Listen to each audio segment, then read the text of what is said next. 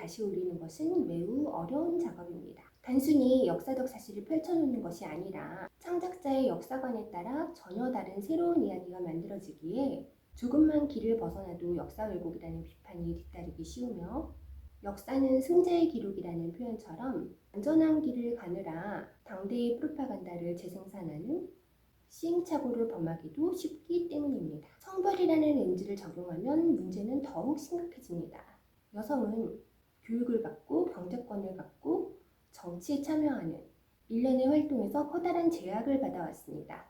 현대사회에서 교육권과 참정권 면에서는 어느 정도 평등을 이룬 듯 보이지만, 신문지상에는 아직도 최초의 여성으로 호명되며 남성의 영역에 도전하는 여성들의 이야기가 끊이지 않습니다. 당대의 사회를 기록한 것이 역사일진데 역사에서 여성들의 이야기는 찾기 어렵습니다.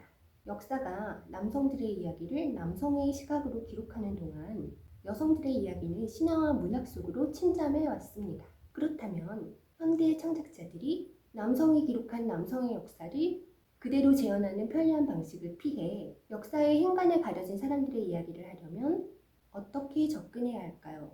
의미 있는 대답을 내놓은 두 편의 공연이 상반기 무대에 차례로 올려졌습니다. 먼저 판소리 뮤지컬 적벽입니다.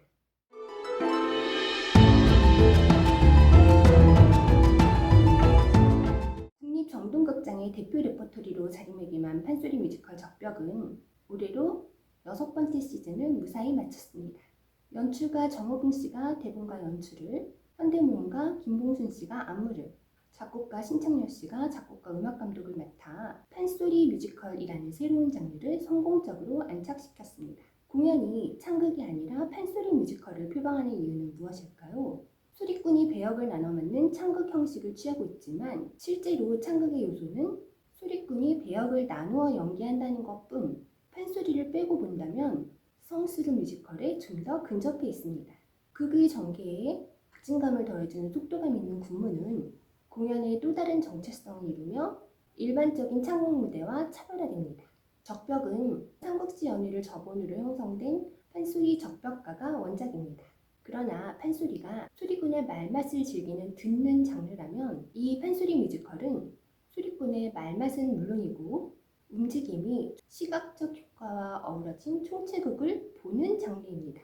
도원결의부터 삼고초려, 장판교 전투, 그리고 작품의 대미인 적벽대전에 이르기까지 숨 돌릴 틈 없이 달려가는 급박한 전개는 관객들이 소리를 곱씹으며 즐길 여유를 주지 않습니다. 관객들은 공연이 끝날 때까지 이 아찔한 속도감을 온몸으로 견뎌내야 합니다. 롤러코스터가 출발하면 중간에 내릴 수 없듯이 적벽도 마찬가지입니다. 시즌을 거듭하는 동안 공연을 구성하는 요소들이 더욱 정교하게 다듬어지며 높아진 완성도로 관객의 즐거움 또한 배가 되고 있습니다. 6번째 시즌을 맞이하며 눈에 띄는 변화는 의상과 음악인데요. 의상에는 갑옷을 형상화하기 위해 전통의 문살무늬에서 모티브를 딴 디자인 요소가 추가되었고, 국악과 뮤지컬 넘버가 공존했던 음악은 국악에 좀 더 초점을 맞추어 편곡되며 음악적 통일성이 강화되었습니다. 화려하고 역동적인 레이저 조명도, 전쟁의 긴박감을 더해주는 박진감 넘치는 군무도 여전합니다.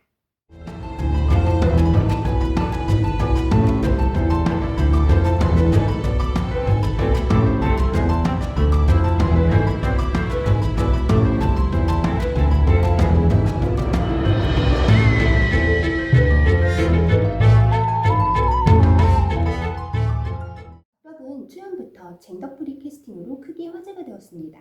판소리라는 장르가 원래부터 성별 구분 없이 소리꾼 한 사람이 모든 배역을 연기해온 데다 원전인 판소리 적벽가 보유자 또한 걸출한 여성 소리꾼이 여럿 있었음을 떠올린다면 젠더프리 캐스팅에 특별한 의미 부여를 할 일이 무엇인가 라는 생각이 듭니다. 하지만 판소리가 창극으로 발전하며 공고화된 배역의 성별 역할 분담을 깨트린 것, 그리고 그 작품이 전쟁 영웅들을 다루는 남성들의 서사인 적벽이라는 점은 결코 작은 의미가 아닙니다.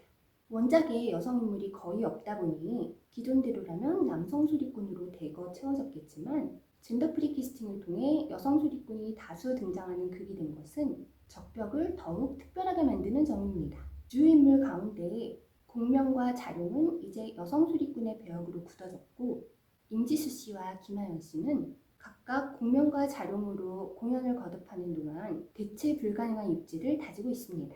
이 외에도 유비와 장비, 조조, 정욱, 주유, 서서 등 주요 인물에 여성과 남성을 더블 캐스팅하고 있는 것도 눈에 띄는 점입니다. 젠더 밴딩으로 성별에 따른 역할을 바꾸는 데서 한 발 더 나아가 역할에 대한 성별 고정관념을 무너뜨리는 시도인데요.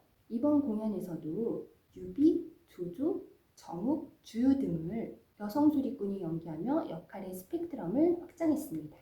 그동안 장비, 정욱 등의 역할을 훌륭히 소화해낸 소리꾼 정지혜 씨가 이번 공연에서는 유비로 변신해 처음으로 여성 유비를 보여주었고 조조를 맡은 이승희 씨는 초연의 박인희 씨에 이어 두 번째 여성 조조로 나섰습니다. 강나연 씨와 이진주 씨는 4연에 이어 다시 한번 정욱과 주유로 분해해 더욱 무르익은 소리와 연기를 선보였습니다. 이 같은 젠더 프리 캐스팅의 의미는 그동안 남성에게 주어지던 배역을 여성이 연기하는 데에서 그치지 않습니다. 무대는 이보다 한 걸음 더 나아가 성별을 뛰어넘은 인간의 본질을 보여주는 동시에 이를 통해 남성의 얼굴로 대표되었던 인간의 이야기에 질문을 던집니다. 남성이 인간을 연기하는 동안 여성은 왜 여성으로 머물러야 했는가라는 이 새삼스러운 질문은 여성도 인간이라는 더욱 새삼스러운 답을 도출해냅니다.